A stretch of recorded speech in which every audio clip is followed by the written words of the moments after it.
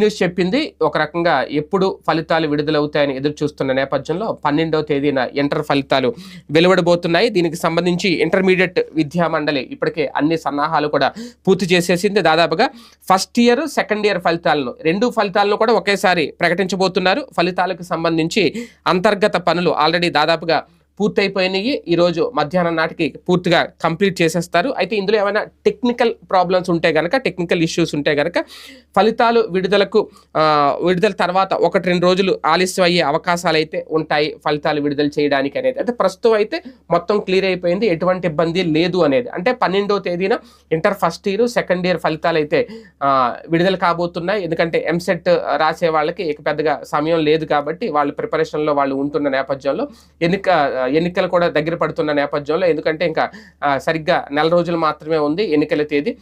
మే 13వ తేదీన ఎన్నికలు కూడా. ఎందుకంటే చాలా మంది ఇప్పుడు సిబ్బంది